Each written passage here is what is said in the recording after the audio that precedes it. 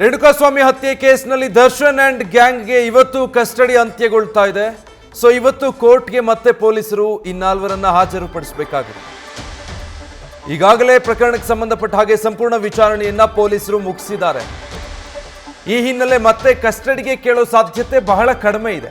3 ಬಾರಿ ಕಸ್ಟಡಿಗೆ ಪಡೆದುಕೊಂಡು ಸಂಪೂರ್ಣ ವಿಚಾರಣೆ ಮಾಡಿ ಆಗಿರೋದ್ರಿಂದ ದರ್ಶನ್ ಸೇರಿ 4 ಆರೋಪಿಗಳಿಗೆ ಜೈಲು ಬಹುತೇಕ ಫಿಕ್ಸ್. ಈಗಾಗಲೇ ಉಳಿದ ಆರೋಪಿಗಳನ್ನು ಏನು ಪರಪ್ಪನ ಅಗ್ರಹಾರಕ್ಕೆ ಶಿಫ್ಟ್ ಮಾಡಲಾಗಿದೆ. ನ್ಯಾಯಾಂಗ ಬಂಧನದಲ್ಲಿದ್ದಾರೆ, ವಿಚಾರಣಾಧೀನ ಕೈದಿಗಳಾಗಿ. ಅದೇ ರೀತಿ ಈ 4ರನ್ನು ಕೂಡ ಇವತ್ತು ಕೋರ್ಟ್ ಮುಂದೆ ಹಾಜರುಪಡಿಸ್ತಾರೆ. ಅದಾದಮೇಲೆ ಪೊಲೀಸರು ಕಸ್ಟಡಿಗೆ ಕೇಳೋದು ಸಾಧ್ಯತೆ ಬಹುತೇಕ ಕಡಿಮೆ. ಸೊ ಈ ಎಲ್ಲರನ್ನು ಕೂಡ ನ್ಯಾಯಾಂಗ ಬಂಧನಕ್ಕೆ ಅಂತ ಕೊಡ್ತಾರೆ. ಆಗ ಪರಪ್ಪನ ಅಗ್ರಹಾರಕ್ಕೆ ಈ 4ರನ್ನು ಶಿಫ್ಟ್ ಮಾಡ್ತಾರೆ.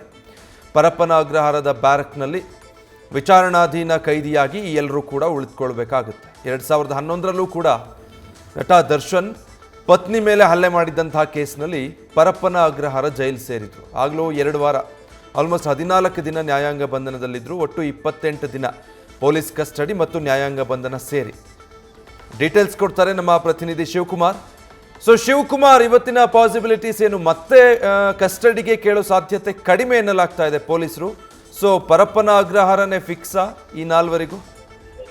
ವಿಜಯ, ರೇಣುಕಾಸ್ವಾಮಿ ಹತ್ಯೆ ಪ್ರಕರಣಕ್ಕೆ ಸಂಬಂಧಪಟ್ಟಂತೆ ನಟ ದರ್ಶನ್ ಸೇರಿ 4 ಜನ ಆರೋಪಿಗಳನ್ನ ಮತ್ತೆ 2 ದಿನಗಳ ಕಾಲ ವಿಚಾರಣೆಗೆ ಪಡೆದು ತನಿಖಾಧಿಕಾರಿಗಳು ವಿಚಾರಣೆ ನಡೆಸುವಂತ ಕೆಲಸವನ್ನ ಮಾಡಿದ್ರು. ಸದ್ಯ ಪೊಲೀಸರ ಕಸ್ಟಡಿಯಲ್ಲಿ ದರ್ಶನ್, ಪ್ರದೋಷ್, ಧನರಾಜ್ ಸೇರಿದಂತೆ ಒಟ್ಟು 4 ಜನರನ್ನ ವಿಚಾರಣೆಯನ್ನ ಮಾಡ್ತಿರುವಂತದ್ದು. ಸದ್ಯಕ್ಕಿರುವಂತಹ ಮಾಹಿತಿ ಪ್ರಕಾರ ಆರೋಪಿಗಳನ್ನ ಈಗ ಆಲ್ರೆಡಿ 3 ಬಾರಿ ವಶಕ್ಕೆ ಪಡ್ಕೊಂಡ ಹಿನ್ನೆಲೆಯಲ್ಲಿ ಮತ್ತೆ ಅವರನ್ನ ಪೊಲೀಸ್ ಕಸ್ಟಡಿಗೆ ಕೇಳುವಂತ ಸಾಧ್ಯತೆಗಳು ತುಂಬಾನೇ ಕಡಿಮೆ ಅಂತ ಹೇಳಲಾಗ್ತಿದೆ. ಹೀಗಾಗಿ ಒಂದು ವೇಳೆ ದರ್ಶನ್ ಇವತ್ತೇನಾದ್ರೂ ನ್ಯಾಯಾಂಗ ಬಂಧನಕ್ಕೆ ಒಳಗಾದ್ರೆ ಮತ್ತೆ 2011ರ ನಂತರದಲ್ಲಿ 13 ವರ್ಷಗಳ ನಂತರ ಮತ್ತೆ ದರ್ಶನ್ ಬೆಂಗಳೂರಿನ ಪರಪ್ಪನ ಅಗ್ರಹಾರ ಜೈಲು ಸೇರ್ಬೇಕಾಗುತ್ತೆ. ಹಿಂದೆ 2011ರಲ್ಲಿ ಅವರ ಪತ್ನಿ ವಿಜಯಲಕ್ಷ್ಮಿ ಅವರ ಮೇಲೆ ಮಾರಣಾಂತಿಕವಾಗಿ ಹಲ್ಲೆ ಮಾಡಿದಂತ ಆರೋಪದ ಅಡಿಯಲ್ಲಿ ದರ್ಶನ್ ಅರೆಸ್ಟ್ ಆಗಿ ಸುಮಾರು 28 ದಿನಗಳ ಕಾಲ ಬೆಂಗಳೂರಿನ ಪರಪ್ಪನ ಅಗ್ರಹಾರ ಜೈಲಿನಲ್ಲಿದ್ರು. ಇವತ್ತೇನಾದ್ರೂ ಅವ್ರಿಗೆ ಪೊಲೀಸ್ ಕಸ್ಟಡಿಗೆ ಕೇಳಿ ಹೋದಂತ ಸಂದರ್ಭದಲ್ಲಿ ದರ್ಶನ್ ಕೊಲೆ ಕೇಸ್ನಲ್ಲಿ ನ್ಯಾಯಾಂಗ ಬಂಧನಕ್ಕೆ ಒಳಗಾಗಬೇಕಾಗುತ್ತೆ. ಹೀಗಾಗಿ ದರ್ಶನ್ ಸೇರಿದಂತೆ ಸದ್ಯ ಪೊಲೀಸ್ ಕಸ್ಟಡಿಯಲ್ಲಿರುವಂತಹ ಆರೋಪಿಗಳಿಗೆ ನ್ಯಾಯಾಂಗ ಬಂಧನಕ್ಕೆ ಹೋಗುವಂತ ಸಾಧ್ಯತೆಗಳು ಹೆಚ್ಚಾಗಿದೆ ಅಂತೇಳಿ ಸದ್ಯಕ್ಕೆ